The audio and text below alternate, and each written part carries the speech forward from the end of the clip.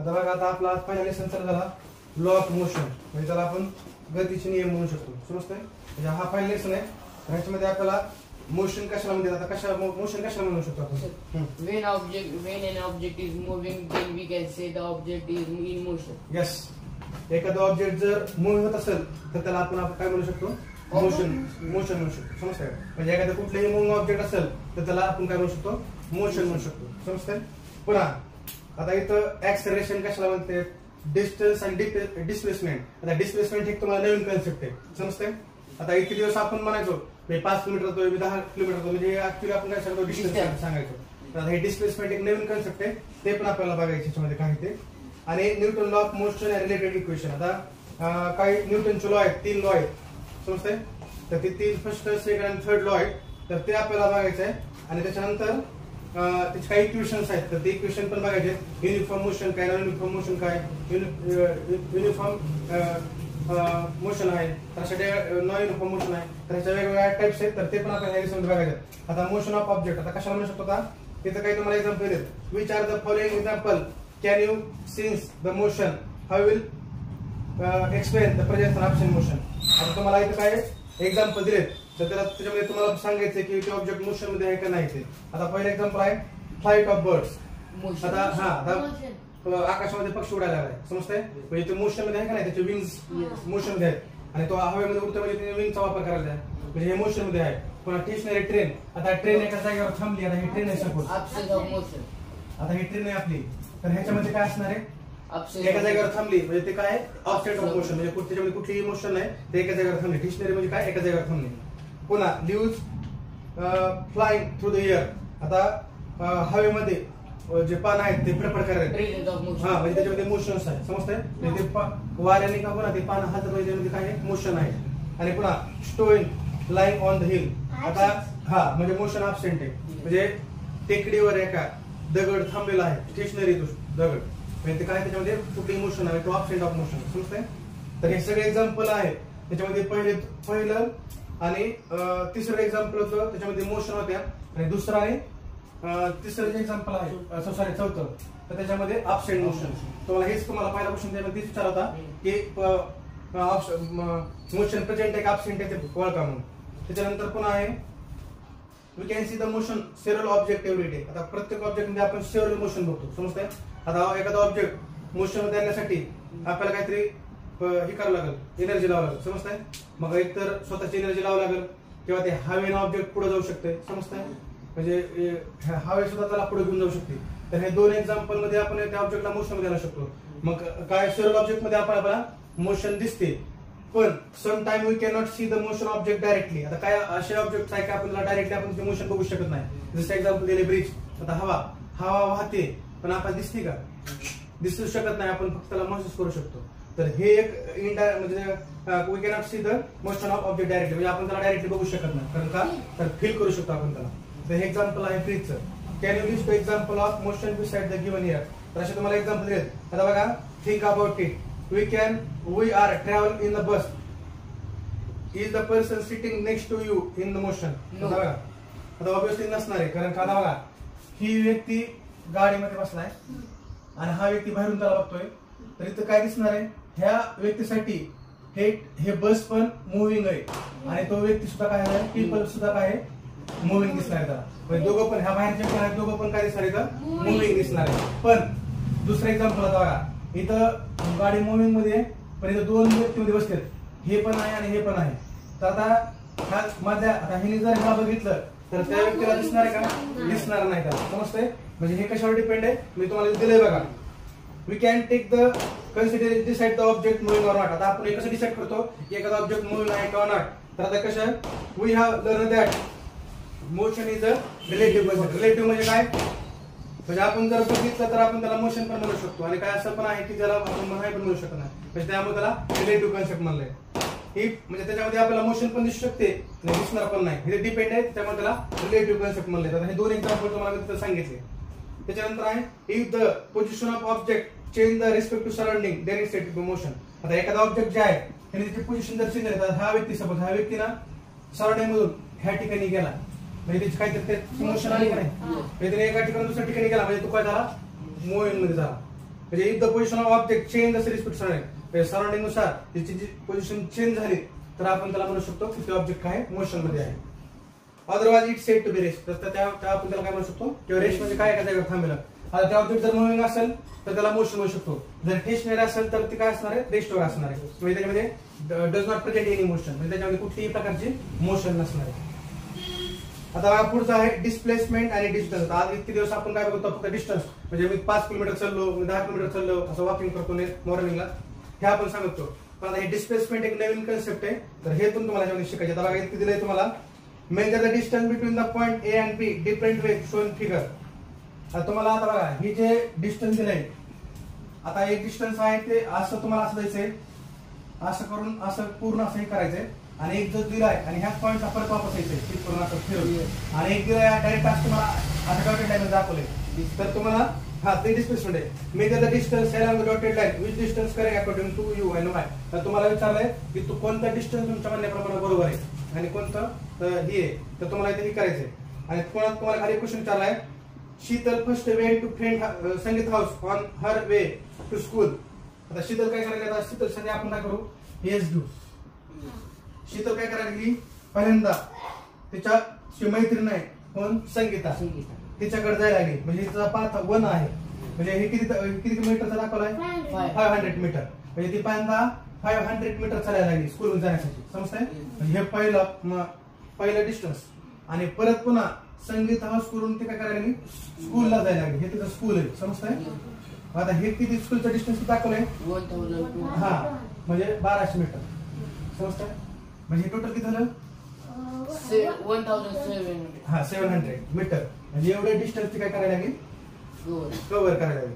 आणि पहिलं हे दिलंय बघा, Sangeeta first went to Sangeeta house her way to school and Prashant went to straight home the school, both are walking the same speed. आता बघा, आता हे 1300, हे किती जायला लागलाय शॉर्टकट, 1300 मीटर. आता हे ह्याला काय कोण मित्र नाही किंवा ह्याची काय मैत्रीण संगीता नाही, हे काय करायला आहे, आपल्या स्कूल पासून डायरेक्ट आपल्या घरापासून स्कूलला डायरेक्ट जायला लागलं. ते डिस्टन्स किती, 1300 मीटरचं.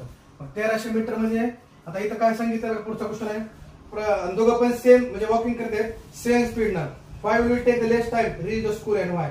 आता सगळ्यात कमी वेळ कोण घेईल सेम जाण्यासाठी, प्रशांत. हा, तर प्रशांत काय घेईल, तर डिस्टन्स घेऊन. समजा दोघं पण सेम स्पीड झालेत, असं म्हणायचं नाही संगीताच्या घरी गेली चहा पाणी केलं असं काही नाही, समजताय.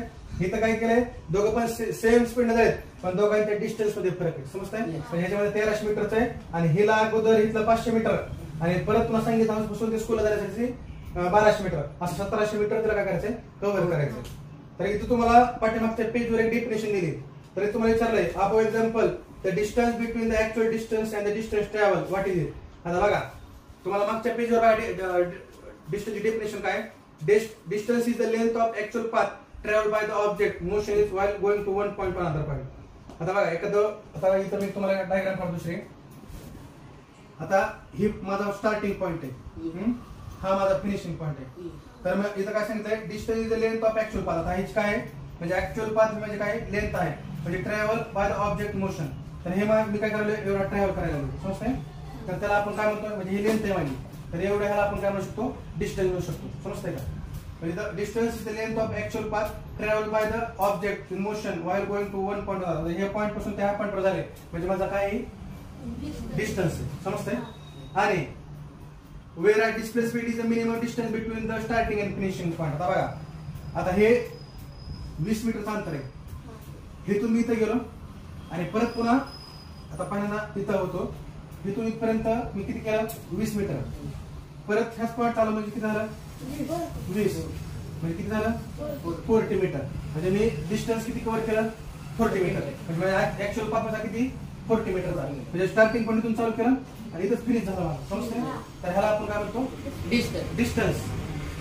डिस्प्लेसमेंट ह्याच्या अपोजिट आहे. डिस्प्लेसमेंट काय व्हायला, displacement is the minimum distance between the starting and finishing point. आता बघा ही पण अंतर तेवढंच आहे, पण इथं काय व्हायला लागलंय, स्टार्टिंग पॉइंट ना इथं फिनिशिंग पॉइंटला आलो, म्हणजे हा माझा इनिशियल पॉइंट आहे, हा माझा फायनल पॉइंट आहे, आणि फायनल पॉइंटून परत मी इनिशियल पॉइंट आलो म्हणजे माझा डिस्प्लेसमेंट काय झाली, 0 झाली, समजतंय. म्हणजे ज्या पॉइंटला चालू केलं त्याच पॉइंटला मी वापस आलो म्हणजे मी काय झालं, माझी डिस्प्लेसमेंट म्हणजे काय झाली, 0 झाली. म्हणजे ह्या पॉईंटला हा माझा इनिशियल पॉईंट आहे. Yes. ज्यावेळेस माझ्या फायनल पॉईंट मधून ज्यावेळेस मी इनिशियल पॉईंट माझा मायनस करेल तर त्यावेळेस मला उत्तर मिळालं काय असणार? Displacement. झिरो असणार आहे आणि डिस्प्लेसमेंट असणार आहे. म्हणजे ह्याच पॉईंटला स्टार्ट केलंय आणि ह्याच पॉईंटला मी काय केलंय? फिनिश केलेलं आहे, एंड व्हायला आहे. तर त्याला आपण काय म्हणू शकतो? डिस्प्लेसमेंट. आणि ते काय असणार म्हणजे झिरो असणार आहे, पण डिस्टन्स झिरो नसणार आहे. समजतंय? डिस्टन्स म्हणजे मी 20 मीटर कम्प्लीट केलं आणि परत मी वापस त्याच पॉईंट आलो. म्हणजे काय झालं? 40 मीटर हे माझा डिस्टन्स मी ऍक्च्युअली ट्रॅव्हल केले. समजतंय का? तर म्हणजे दोन्हीचा फरक काढला का? डिस्टन्स म्हणजे काय? Distance is the actual travel by the object in the motion, starting point two finishing point. आणि डिस्टन्स कशाला म्हणू शकतो? Sorry, displacement. Displacement is the minimum distance between the starting point two finishing point. समजतंय? पहिला displacement काय असणार आहे? Zero असणार आहे. आता तो पण परत एक्झाम्पल दिले बघा. Every morning Sorali walk around the edge of the circle field having the radius 100 metre. Actual figure. If the start and from the point A and take the one round, how much distance she walked and what is displacement? आता बघा, आता इथे एक circle काढतो. हा माझा starting point आहे. आता ते ह्या पॉइंट न चालवते आणि आता हे कितीच आहे? 100 मीटरचं आहे. तर ह्या पॉइंट न चालवते आणि ह्याच पॉइंटला ते वापस इथे येते. म्हणजे ते किती? आता डिस्टन्स तुम्हाला 100 मीटर दिलंय, पण हे काढण्यासाठी तुम्हाला सर्कमटन्सचा फॉर्म्युला वेगळा आहे. 2πr. आणि 2πr म्हणलं तर 2 into 22 डिवाइड बाय 7 into 100. ह्याने जर काढलं तर तुम्हाला ते ऍक्च्युअली किती डिस्टन्स ट्रॅव्हल करते हे तुम्हाला कळेल तुम्हाला. समजतंय? पण आता हे झालं त्याचं डिस्टन्स आहे. तेवढं 100 मीटर काय करते? सर्कलमध्ये हे करते. मग पण आता हे जर फॉर्म्युला टाकला सर्कलचा आपला तर आपल्याला उत्तर वेगळं भेटणार. तेवढं अंतर ते कव्हर करायला म्हणजे तेव्हा काय असणार? डिस्टन्स. पण ते ह्या पॉइंटला चालू करते, ह्याच पॉइंटला येते म्हणजे काय असणार? Displacement zero. राईट. समजतंय? डिस्प्लेसमेंट म्हणजे काय असणार? झिरो असणार आहे. त्याच पॉइंटला येतो आणि त्याच पॉइंटला माझी एंडिंग म्हणजे इनिशियल स्टेज तेच आहे, माझे फायनल स्टेज पण तेच आहे. तर त्याला आपण काय म्हणू शकतो? डिस्प्लेसमेंट. डिस्प्लेसमेंट झिरो असणार आहे. आणि डिस्टन्स काय? की ऍक्च्युअल पाथ मी ट्रॅव्हल करायला लागलोय तेव्हा starting point two final point आणि फायनल पॉइंट परत वापस यायला लागलोय म्हणजे ते काय असणार आहे? माझं डिस्टन्स असणार आहे. समजतंय? म्हणजे ऍक्च्युअली मी डिस्टन्स ट्रॅव्हल करायला लागलोय. आता बघा तुम्हाला दुसरं पण एक्झाम्पल दिलंय. If the car starting point P goes to point Q, figure and return the point P, how much distance travel and what is displacement? आता बघा, इथं तुम्हाला दुसरा आणि एक्झाम्पल दिलंय. इथं काय केलंय बघा, आता इथं एक पॉइंट करू आपण P आणि दुसरा इथे दिलाय Q. आता ह्याच्यात डिस्टन्स किती दिलं त्यांनी? 360 मीटर. आता बघा, आता पहिल्यांदा काय लागली? कार ह्या पॉइंट पासून, आता इथं कार दाखवतो मी. कार ह्या पॉइंट पासून ह्या पॉइंटला करायला लागेल. समजतंय? म्हणजे पहिले डिस्टन्स किती? 360 मीटर. समजतंय? म्हणजे ते डिस्टन्स किती ट्रॅव्हल केलं? पॉइंट P पासून ते Q पर्यंत 360. आणि परत पुन्हा त्या पॉइंट पासून परत इथून ते जे गाडी आहे ते परत ह्या ठिकाणी वापस आलेली. मग माझा डिस्टन्स किती जाणार आहे? 360 प्लस 360 किती झालं? 720. हा, 720. म्हणजे 720 मीटर डिस्टन्स त्याने काय केले? ट्रॅव्हल केले कारने. समजतंय? मग त्याचा ऍक्च्युअल डिस्टन्स किती असणार आहे? 720 किलोमीटर. म्हणजे तिने हे स्टार्ट पॉइंट ह्या होता इथपर्यंत पोहोचली, हे 360 आणि परत पुन्हा वापस आहे. म्हणजे 360 प्लस 360 किती झालं? 720 किलोमीटर सॉरी मीटर अंतर तिनं कव्हर केलं. तर हे माझं काय? डिस्टन्स. आणि डिस्प्लेसमेंट काय असणार आहे? झिरो. कारण तिनं ह्या पॉइंटला चालू केलंय आणि ह्याच पॉइंटला परत ते वापस आले म्हणजे काय झालं? माझं डिस्प्लेसमेंट झिरो झालं. समजतंय? इथपर्यंत डिस्टन्स आणि डिस्प्लेसमेंटला फरक कळाला का? आणि आता इथं काय होतं की ऍक्च्युअल जे डिस्टन्स ट्रॅव्हल करायला कोण करायला लागली? शीतल. समजतंय? आणि प्रशांत काय करत होता? डायरेक्ट 1300 मीटर होता. समजतंय? हा डिस्प्लेसमेंट आहे. म्हणजे ते 1300 मीटर जायला लागले. म्हणजे कोण डिस्प्लेसमेंट करायला लागले? प्रशांत. आणि शीतल जे आहे ते ऍक्च्युअल डिस्टन्स ट्रॅव्हल करायला 500 मीटर प्लस 1200 मीटर. समजतंय? म्हणजे एवढा डिस्टन्स कव्हर करायला ती. तर ह्या दोघांमध्ये तो फरक आहे. समजतंय? तर दोघांचा स्पीड जरी सेम असला पण स्कूलमध्ये पोहोचण्याचा टाइम वेगळा असणार. समजतंय? कारण तिला ऍक्च्युअल डिस्टन्स जास्त ट्रॅव्हल करायचं. कोणाला? शीतलला. समजतंय?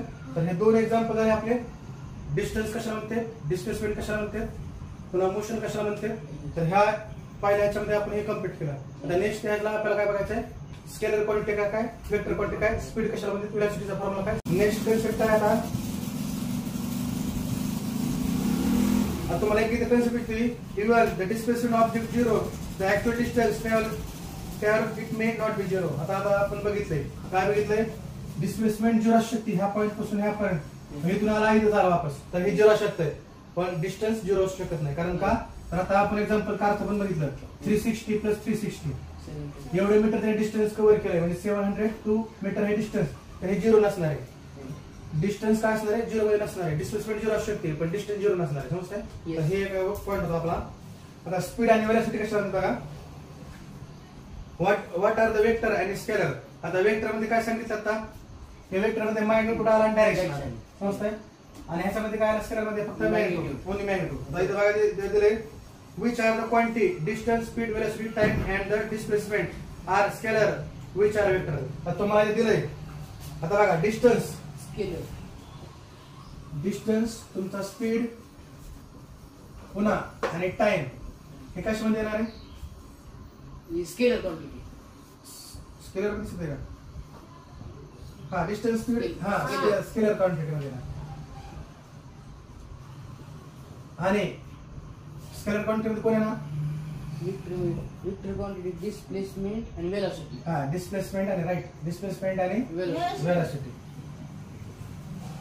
आता वेलोसिटी आणि डिस्प्लेसमेंट वेलोसिटी आणि स्पीड सेम नाही समजतंय दोघांमध्ये डिफरन्स आहे फॉर एक्झाम्पल आता बघा आता एक इकडून ह्याला 14 किलोमीटर पर आवर्स हा आणि हा पण इकडून यायला तर इकडून जो आता बघा इथं काय आहे आता स्पीड ना इकडून 40 किलोमीटर नाही लागलाय ही पण इकडून 40 किलोमीटर नाही लागलाय समजतंय पण ज्यावेळेस मला वेलोसिटी काढायची तर वेलोसिटीवर काय येणार आहे आता बघा इथं तुम्हाला जसं ग्राफ मध्ये कसं असतंय प्लस मायनस इथं प्लस आणि इकडे मायनस तर इथं काय होणार आहे हे 40 किलोमीटर हावर्स न जायला लागलाय आणि तिकडून इकडून ह्या वेळेस तो पण इकडे यायला लागलाय म्हणजे इथं मायनस साइन येणार आहे समजतंय तर ह्या दोघांमधला फरक आहे स्पीड आणि वेलोसिटी मधला समजतंय तर इथं तुम्हाला आता बघा इथं काय दिलंय speed is equal to total distance travel time require बघा आता स्पीड आपण कशा म्हणतो आता टोटल डिस्टन्स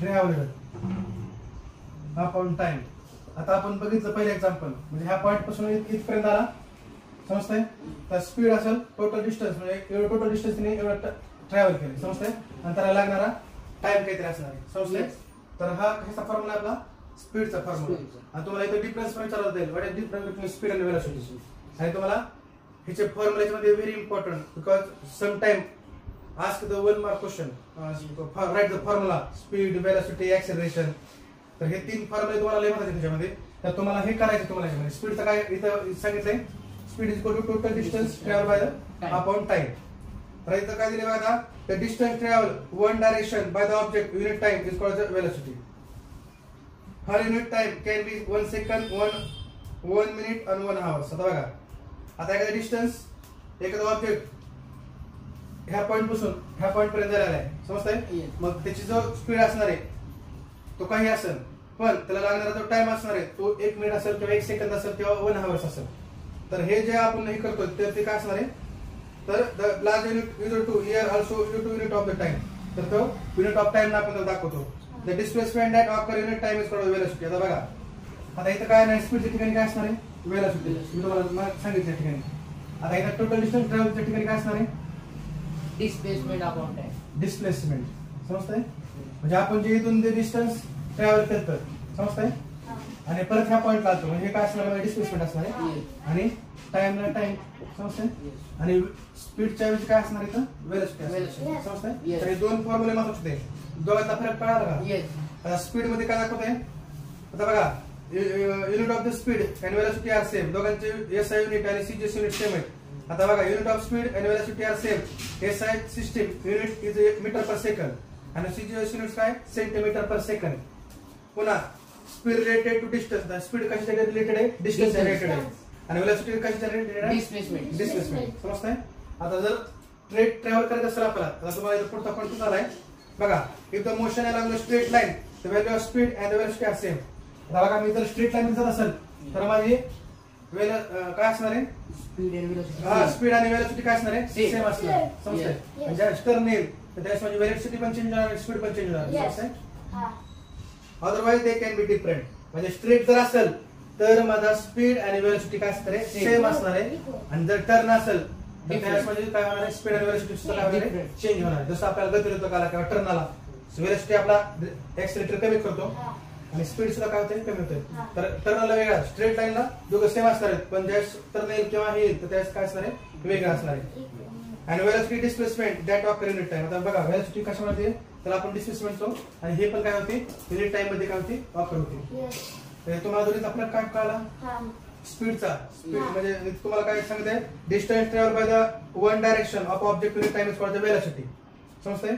आता स्पीड कशाला म्हणू शकतो आपण, डिस्टन्स अपॉन टाइम. हा, आता तुम्हाला speed is equal to total distance travel time required. समजतंय. तर हा दुसरा फॉर्म्युला इकडे स्पीडचा. समजतंय. पुन्हा तुम्ही इकडे वेलोसिटीची डेफिनेशन लिहून इकडे वेलोसिटीचा काय करायचं, तुम्हाला फॉर्म्युला राईट करायचा आहे. Velocity is equal to displacement upon the time. आणि परत पुन्हा हे जे दोघांचे इथे एसआय युनिट काय आहे, इकडे एसआय युनिट काय आहे, स्पीड आणि वेलोसिटी एसआय युनिट काय, मीटर पर सेकंद आहे. युनिट काय, सेंटीमीटर पर सेकंद आहे. स्पीड कशा रेटेड आहे, डिस्टन्सच्या रेटेड आहे. वेलोसिटी कशाच्या रेटेड आहे, डिस्प्लेसमेंटच्या रेटेड. समजतंय. जर स्ट्रेट लाईन आपल्याला ट्रॅव्हल करायचं असेल तर स्पीड आणि वेलोसिटी काय असणार आहे, सेम असणार आहे, अदरवाइज डिफरंट असणार आहे. समजतंय. आणि velocity displacement that occur unit time. आता इथे वेलोसिटीचे डेफिनेशन आहे, velocity displacement occur unit time. समजतंय. तर हे झालं आपलं आजचे पॉइंट. मोशन कशामध्ये, डिस्प्लेसमेंट आणि डिस्टन्स आणि स्पीड आणि वेलोसिटी. तर एवढे पॉइंट होते, सगळे येताना पाठ करून या. समजतंय. त्याचे फॉर्म्युले उद्या विचारणार आहे मी, त्याच्या डेफिनेशन 5 डेफिनेशन विचारणार आहे, आणि डिफरन्स पण विचारणार आहे, वेक्टर क्वांटिटी, स्केलर क्वांटिटी, आणि ह्याच्यामध्ये वेलोसिटी आणि स्पीड मध्ये काय डिफरन्स आहे. समजतंय.